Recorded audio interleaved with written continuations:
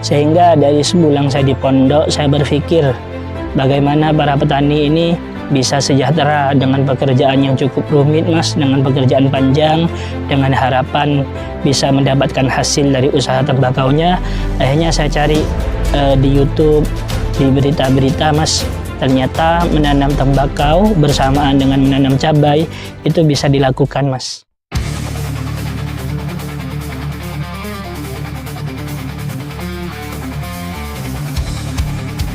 Assalamualaikum warahmatullahi wabarakatuh. Perkenalkan, nama saya Muhammad Saifillah. Saya berusia 25 tahun. Saya berasal dari Desa Sukorejo, Kecamatan Kota Anyar, Kabupaten Probolinggo, Provinsi Jawa Timur.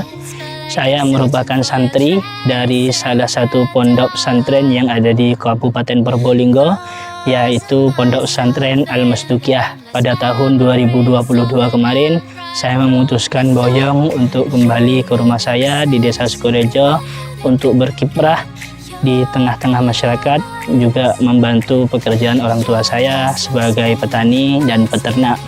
Selain itu, saya juga tetap aktif menjadi tenaga pendidik atau pengajar di Pondok Pesantren Al-Masdukiyah, yaitu sebagai guru.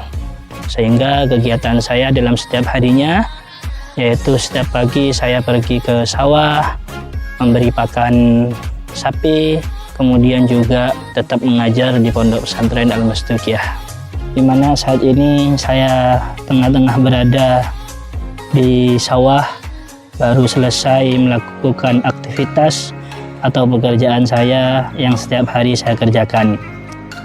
Saya itu biasanya mas, setiap pagi sebelum berangkat ke pondok untuk mengajar, saya menyempatkan waktu untuk mengontrol sawah. Memang pekerjaan tani tembakau itu setiap hari harus datang ke sawah untuk mengecek, mulai dari penanaman, tapi sebelum penanaman itu pembajakan tanah dulu, kemudian penanaman, sampai kemudian perawatan hingga memanen nanti. Memang menjadi seorang petani tidak mudah, tetapi saya memilih untuk beraktivitas menjadi petani ini lebih kepada mengisi waktu, karena selama ini setelah saya pulang atau boyong dari pondok pada tahun 2022 kemarin, saya memilih untuk membantu aktivitas atau pekerjaan orang tua saya, yaitu menjadi petani. Memang ada sebagian orang yang bertanya, kenapa lulus pondok, sudah S1, sudah S2 masih memilih untuk menjadi petani?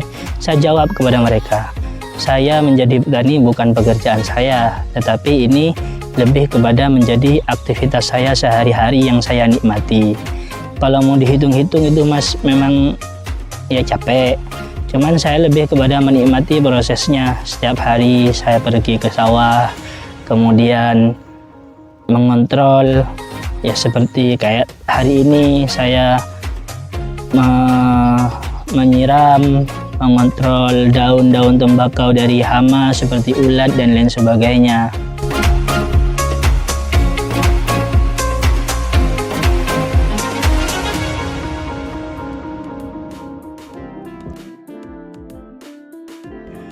Kalau mau ditanya enaknya, ya enak menurut saya mas. Artinya daripada saya pagi-pagi tidur setelah subuh, lebih baik saya isi dengan kegiatan-kegiatan yang positif seperti ini, yaitu bisa juga dijadikan olahraga.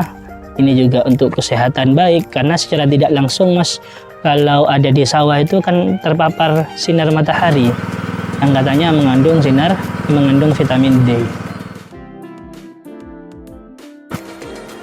Kemudian kalau tanya masalah apa tidak enaknya mas, ya memang berat, artinya banyak pekerjaan yang harus dikerjakan. Cuman lagi-lagi kembali ke bagaimana kita menikmati setiap prosesnya, sehingga capek, lelah tidak terasa mas menurut saya. Lagian menjadi petani itu hanya butuh waktu sebentar. Saya setiap hari mungkin pukul 5 berangkat dari rumah, pukul 6, setengah 7 sudah kembali mas.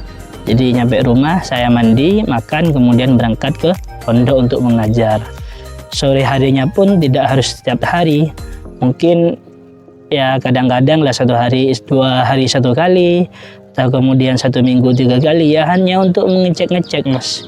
Pekerjaannya tidak terlalu ruwet menurut saya. Kalaupun butuh pekerjaan berat seperti membuat galian lubang untuk semuanya, saya bisa minta tolong kepada masyarakat atau tetangga-tetangga yang ada di sekitar rumah untuk membantu saya mas. Tapi saya beri upah begitu. Ini juga bagian daripada memberi kesempatan atau peluang pekerjaan kepada tetangga sekitar.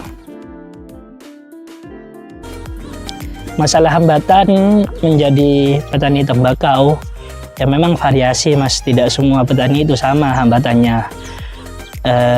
Tetapi yang paling dasar menurut saya ya mas, ketika sudah menanam itu kesulitan para petani untuk mendapatkan pupuk mas. Ini kayak sekarang sudah waktunya untuk memupuk, saya kesulitan untuk mendapatkan pupuk. Mungkin ini juga dirasakan oleh para petani yang lain. Kalaupun ada mas, harganya mahal sekali, sehingga antara modal yang dikeluarkan oleh petani sama hasil yang akan didapat itu tidak imbang mas. Itu yang belum menjadi perhatian mungkin pemerintah, khususnya Menteri Pertanian, untuk memberikan perhatian dalam pengadaan pupuk kepada para petani mas. Kemudian hambatan dan rintangan yang lain, masalah perawatan ya variasi lah mas, setiap petani tidak sama. Kayak ini kan perawatannya karena ulat, lubang-lubang seperti ini mas, sehingga akan mengurangi kualitas daun tembakau. Ya tidak sama lah. Kemudian ada yang merasa kesulitan air, ini mungkin dirasakan oleh petani yang lain mas. Artinya mereka untuk mengairi sawahnya itu sulit, karena air yang dari sungai itu tidak cukup untuk mengairi sawah mas. Berbeda dengan saya yang memang sudah punya sumur yang dibuat oleh bapak saya dulu, sehingga setiap kali saya ingin mengairi sawah, saya tinggal pakai mesin untuk mengairi sawah seperti barusan itu mas.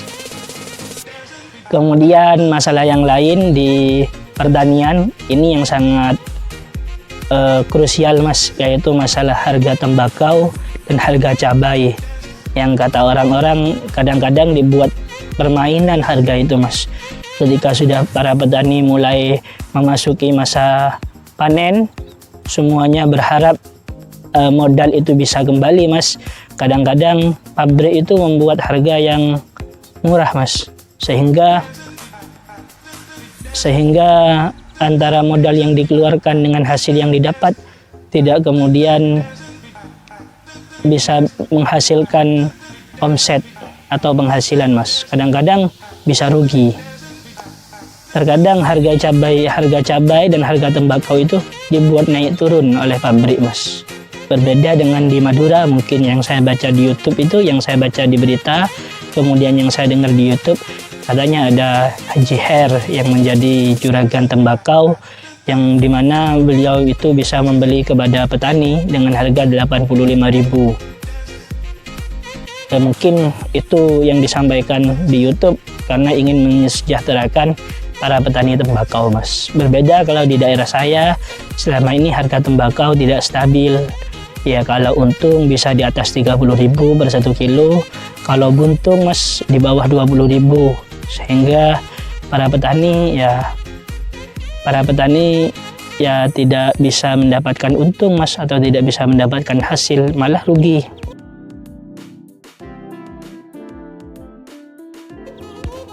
Sehingga dari sebulan saya di pondok, saya berpikir bagaimana para petani ini bisa sejahtera dengan pekerjaan yang cukup rumit mas, dengan pekerjaan panjang, dengan harapan bisa mendapatkan hasil dari usaha tembakaunya. Akhirnya saya cari di YouTube, di berita-berita mas, ternyata menanam tembakau bersamaan dengan menanam cabai itu bisa dilakukan mas. Sehingga saya mulai dari musim kemarin mencoba usul kepada saya konsultasi dan musyawarah dengan bapak saya untuk bagaimana menanam tembakau bersamaan dengan menanam cabai. Sehingga ini sudah 1 kali percobaan mas. Alhamdulillah saya merasakan hasilnya lumayan mas. Selain bisa menutupi modal, juga bisa menguntungkan lebih. Karena secara pekerjaan sama sebenarnya mas. Ini jauh membuat lebih efisien waktu, lahan, juga tenaga mas. Ini contohnya seperti ini. Ini sebenarnya semua tembakau saya tanami juga cabai mas, cuman tidak semuanya cabai bisa hidup. Ini mas seperti ini kan ada tembakau, ada cabai mas, tapi semuanya rata-rata saya kasih cabai ini mas, dengan harapan nanti ketika masa perawatan, ini sama masa perawatannya fokus kepada air dan memberikan pupuk untuk pertumbuhan saja mas. Ketika sudah 2 bulan lebih atau sekitar 3 bulan, baru ketika sudah tembakau ini tinggi siap dipanen, ini dipanen mas. Kalau tembakau kan yang dipanen hanya daunnya saja mas, sehingga yang cabai dibiarkan. Ketika sudah tembakau selesai dipanen habis semua daunnya, fokus kepada pemupukan pohon cabai untuk pembuahan mas. Nah, sehingga saya sendiri merasakan mas, dari setelah tembakau tidak ada, selesai dipanen, kemudian saya masih ada harapan untuk bisa mendapatkan hasil lebih daripada memanen cabai mas. Bahkan cabai ini tidak sekali panen saja mas, ini bisa bertahan sampai 2 bulan dan 3 bulan. Kurang lebih dalam 1 bulannya bisa memanen 3-5 kali mas. Ini cukup sangat menguntungkan kepada saya pribadi dan juga mungkin kepada para petani. Dengan modal yang tidak cukup besar, dengan waktu menanam yang bersamaan, kemudian dengan lahan yang sama mas, ini bisa menguntungkan. Kurang lebih hitungannya saya juga tidak paham, tetapi misal kalau menanam tembakau untung 1 juta, kalau bersamaan dengan menanam cabai bisa beruntung 3 juta mas. Artinya bisa menjadi 2 kali lipat mas. Ya meskipun modalnya juga ada, tapi pekerjaannya kan sama mas, begitu. Karena saya melihat ketika saya kembali dari pondok mas, pulang dari pondok, saya melihat para petani itu hanya menanam tembakau ya seperti hanya menjadi kegiatan rutinitas mas. Saya pernah tanya kepada para petani, kok mau jadi petani tembakau pak? Ini kan hasilnya kadang-kadang tidak bisa menutupi modal yang gitu. Ya petani itu menjawab mas, mau gimana lagi, sudah memang jalan hidup saya seperti ini sudah. Ya kalau tidak menanam tembakau mau kerja apa lagi? Memang menanam tembakau itu untung-untungan mas, sesuai dengan harga tembakau ketika panen. Ya kalau harganya tinggi ya bisa untung, tetapi sebaliknya kalau harganya rendah ya bisa buntung atau rugi mas. Sehingga saya berpikir, ini kalau terus-terusan para petani di daerah saya hanya fokus mengandalkan menanam tembakau dengan harapan antara untung dan buntung, itu untung-untungan mas. Hanya saya berpikir harus melakukan inovasi atau pembaruan. Sekiranya para petani tidak hanya menjadikan pekerjaan pertanian itu menjadi rutinitas mas, tetapi bisa juga menjadi sumber pemasukan, sumber penghasilan untuk kebutuhan hidup. Itu mas, ya saya selain menjadi petani tembakau dan cabai ini mas, saya juga banyak kegiatan yang lain untuk mengisi kegiatan harian saya. Karena saya mungkin terbiasa di pondok tidak senggang, sehingga saya memaksimalkan 1 hari saya full untuk kegiatan yang positif mas. Saya itu kalau sholat subuh, setelah sholat subuh mengaji, setelah mengaji itu ya ke sawah tiap hari mas. Setelah ke sawah sekitar 1 jam 2 jam, kemudian saya juga beternak sapi mas. Ya awalnya ini ternak sapi milik bapak saya, cuman saya melihat juga lagi-lagi dengan keterbatasan pengetahuan mungkin mas, para peternak sapi itu di daerah saya hanya sekedar mengarit rumput, kemudian ngasih rumput tiap hari mas. Yang sebenarnya ketika dihitung-hitung mas, ini tidak imbang antara pekerjaan yang dilakukan setiap hari untuk mencari rumput dengan pendapatan akhirnya, yaitu menjual sapi dengan harga 10-20 juta, itu kadang-kadang tidak diperhitungkan mas. Cobalah dihitung kalau 1 hari mengarit rumput itu dengan biaya 20.000 atau 30.000 mas. Berarti kalau 1 hari 30.000, kalau 1 bulan kan 900.000 mas. Kalau 10 bulan itu 9 juta sudah. Apakah dalam 1 bulan peternak sapi itu bisa menghasilkan 9 juta mas? Belum tentu. Kadang sapinya dijual dengan harga murah, kadang sapinya sakit mas, kadang sapinya mati dan lain sebagainya. Sehingga saya mencoba mempelajari tentang peternakan sapi. Ya alhamdulillah mas, saya menemukan beberapa contoh di YouTube, yaitu memelihara sapi atau berternak sapi dengan cara konsentrat. Bahkan di YouTube juga ada yang tanpa mengarit mas. Cuman saya memilih untuk tetap diimbangi dengan rumputan atau hijau-hijauan mas. Kurang lebih 6 bulan ini saya mencoba memelihara sapi, melakukan perbandingan antara sapi yang hanya diberi pakan rumput atau hijau-hijauan dengan sapi yang saya imbangi dengan konsentrat mas. Ini sudah berjalan 6 bulan. Alhamdulillah hasilnya saya lihat mas, jauh antara yang hanya ketika diberi rumput dengan diberi konsentrat juga. Ya memang secara modal kita harus mengeluarkan uang dulu mas untuk membeli konsentrat. Tetapi ini kalau dihitung-hitung mas, jauh lebih menguntungkan mas menurut saya. Ini saya sudah 6 bulan, setiap bulannya itu saya kurang lebih beli konsentrat mas 200.000. Jadi kalau 6 bulan kurang lebih sudah 1.200.000, tapi tidak sampai 1 bulan satu karung habis mas. Bisa jadi 1,5 bulan habis, bisa jadi 2 bulan mas, tergantung kita yang mau ngasih konsentratnya mas, gitu loh. Cuman saya pelajari, memang ternyata memelihara atau berternak sapi dengan sambil lalu diberikan konsentrat, obat-obatan, vitamin dan lain sebagainya, ini jauh lebih menguntungkan insya Allah mas. Ini akan saya coba pelajari sehingga kemudian bisa saya praktekkan untuk jumlah sapi yang lebih banyak mas. Mohon doanya mas. Selain peternak sapi, ya saya juga memelihara ikan hias mas. Sebenarnya saya ingin juga untuk budidaya ikan hias seperti orang-orang yang di YouTube. Cuman mungkin karena waktu mas, sehingga saya kepada ikan hias lebih kepada untuk menikmati saja, jadi hiasan di rumah. Ya kalau sudah datang dari sawah, capek mas, kepanasan, duduk-duduk di depan rumah sambil ngopi mas, ya sambil ngasih pakan kepada ikan itu mas, ya mungkin itu menjadi salah satu menghilangkan stres, lelah mas, gitu kan. Di YouTube banyak orang-orang yang bilang seperti itu mas. Sambil lalu juga kalau sudah panas, saya main air di depan rumah mas. Main air bukan hanya mandi-mandi, tetapi ya nyiram rumput, nyiram bunga-bunga hias gitu mas.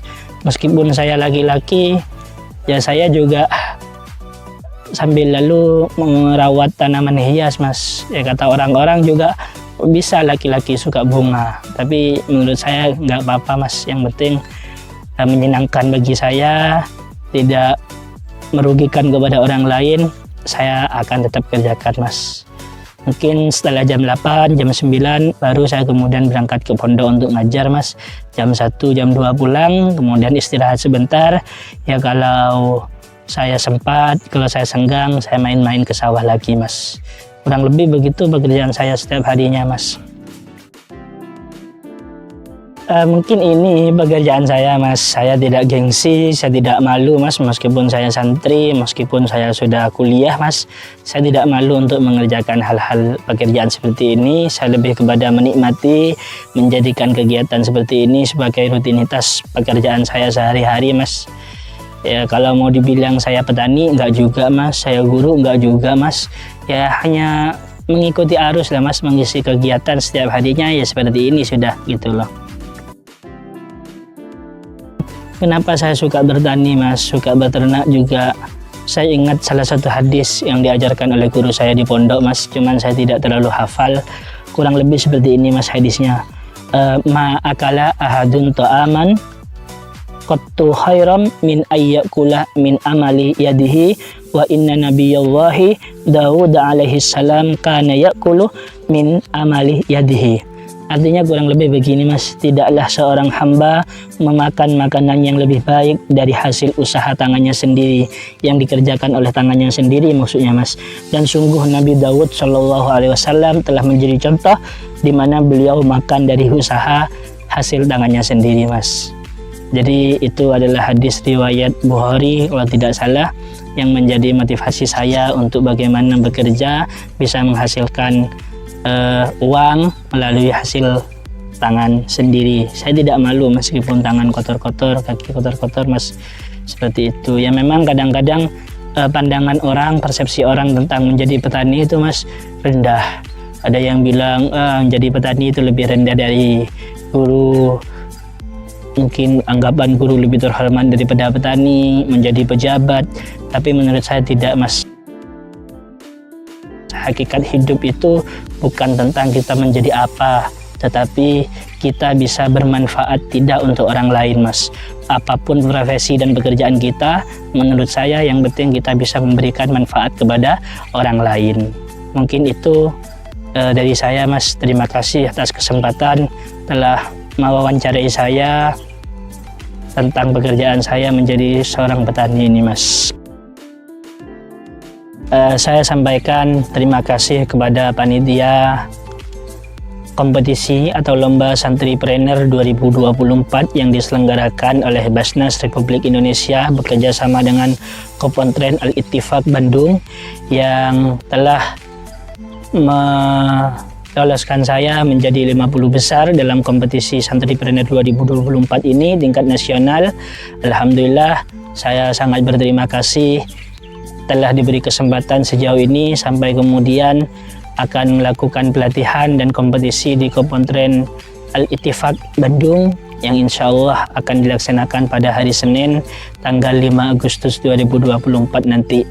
Saya sangat berbahagia, sangat bergembira atas kesempatan ini.